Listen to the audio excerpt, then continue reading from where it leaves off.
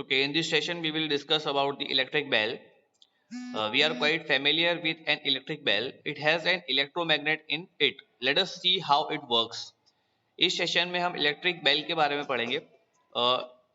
Electric bell सबने देखी हुई है स्कूल्स में, ट्यूशंस में और अपने होम्स वगैरह सब में क्या होता है, इलेक्ट्रिक बेल बताया हुआ होता है. ओके, उसमें सब जगह लिखा हुआ होता है.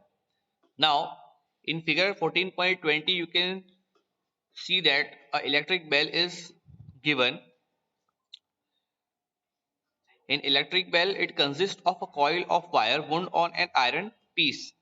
मतलब एक जो है कॉइल होती है वायर की, वो किसके ऊपर आसपास लगाई हुई होती है, आयरन पीस के आसपास लगाई हुई होती है. The coil acts as an electromagnet. Okay, the coil acts as a electromagnet. जो कॉइल है जो कि आयरन पीस के आसपास लगाई हुई है, वो जो इलेक्ट्रोमैग्नेट के एज अ वो एक्ट करती है. An iron strip with an hammer at one end is kept close to the electromagnet. जो आयरन हैमर है, हैमर जो है वो इलेक्ट्रोमैग्नेट के क्लोज रखा हुआ होता है. There is a contact screw near the iron strip. एक कॉन्ट्रैक्ट स्क्रू फिगर में हम देख सकते हैं, यहाँ पे एक स्क्रू, वो कहाँ पे होता है, आयरन स्ट्रिप के नियर होता है. When the iron strip is in contact with the screw the current flows through the coil which becomes an electromagnet. It means that when iron strip is in contact with the screw, मतलब कि iron strip जो है screw के contact में आएगी तो current flow होना start होगा. That's why the coil will become an electromagnet. As we know that कि अगर कोई भी मेटल में अगर हम इलेक्ट्रिसिटी पास करेंगे तो वो क्या बनता है, इलेक्ट्रोमैग्नेट बनता है. Okay, so it then pulls the iron strip. इसकी वजह से जो आयरन स्ट्रिप है उसको वो क्या करेगा, पुल करेगा. In the process the hammer at the end of the strip strikes the gong of the bell to produce a sound. Okay, ये प्रोसेस के अंदर क्या होगा, हैमर जो है स्ट्राइप के एंड के ऊपर, जो हैमर है स्ट्रिप के एंड पे, वो क्या करता है, स्ट्राइक करता है. किसको स्ट्राइक करेगा, बेल को स्ट्राइक करेगा. ओके, अगर हैमर बेल को स्ट्राइक करेगा तो क्या होगा, it will produce a sound. However, when the electromagnet pulls the iron strip, it also breaks the circuit. जब इलेक्ट्रोमैग्नेट क्या करता है, आयरन स्ट्रिप को क्या करेगा, पुल करेगा, it will break the circuit, circuit को ब्रेक करेगा. The current through the coil stops flowing. तो दैट्स व्हाई करंट जो है कॉइल के अंदर से पास थ्रू होना बंद हो जाएगा. Okay, will the coil remain in an electromagnet? No.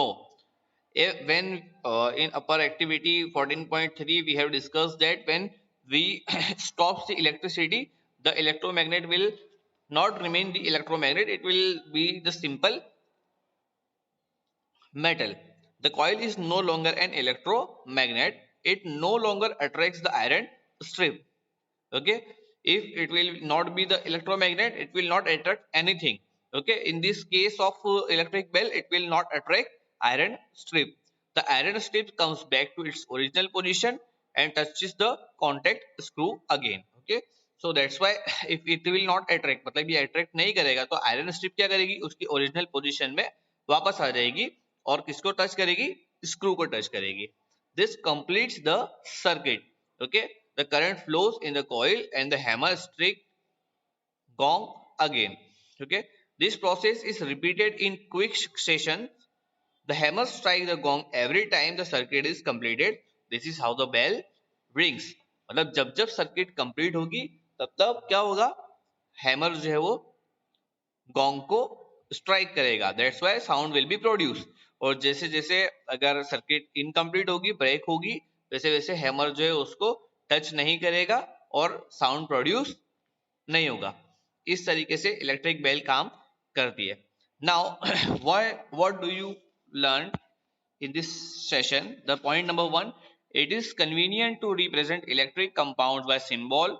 Using this, an electric circuit can be represented by a circuit diagram. अब ये फर्स्ट पॉइंट जो है उसके अंदर अपने ये सीख रहे हैं कि अलग अलग सिंबल्स अपने ऊपर देखे थे, अलग अलग सिंबल्स की मदद से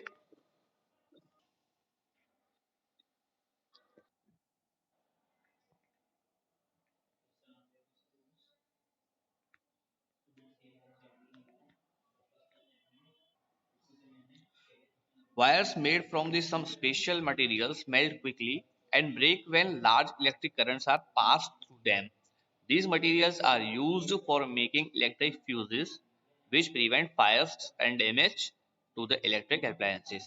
मतलब ऐसे वायर्स जो है कुछ स्पेशल मटेरियल्स के बने हुए होते हैं, जब वो एकदम से मेल्ट हो जाते हैं, मतलब कोई एक लार्ज इलेक्ट्रिसिटी होगी जब हमको नहीं चाहिए जितनी ज़्यादा इलेक्ट्रिसिटी, अगर उससे ज़्यादा इलेक्ट्रिसिटी आ जाएगी तो वायर जो है वो मेल्ट हो जाते हैं, और वो ऐसे वायर्स जो है वो फ्यूज के अंदर यूज होते हैं. ओके, नाउ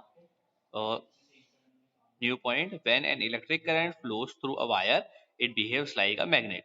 मतलब कोई भी करंट, इलेक्ट्रिक करंट एक वायर के थ्रू फ्लो होगा तो वो कैसे बिहेव करता है, एज अ मैग्नेट बिहेव करता है. Next point, a current carrying coil of an insulated wire wrapped around a piece of iron is called an electromagnet. मतलब कि एक करंट कैरिंग कॉइल जो है इंसुलेटेड विथ वायर, ओके, तो अगर कोई एक आयरन के आस पीस के आसपास उसको हम वुंड करेंगे, उसको रैप करेंगे, तो it will called a electromagnet. Now electromagnet are used in many devices. Okay, so it was the chapter number 14, which was the electric current and its effect. यहाँ पे हमारा चैप्टर खत्म होता है. किसी को कुछ क्वेरी